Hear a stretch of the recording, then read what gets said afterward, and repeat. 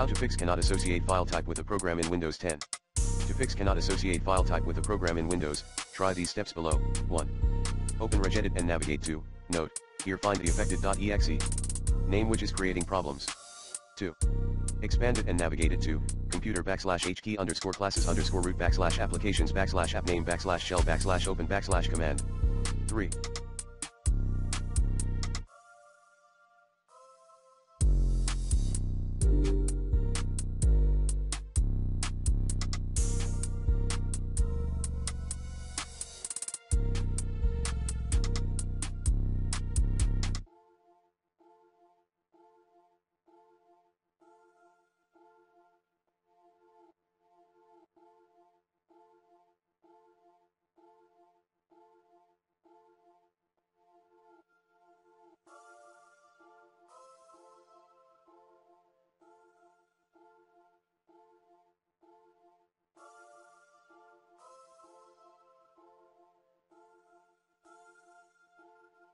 Double-click on it and ensure that the application location points to the actual or correct location of the executable file, in the value data field.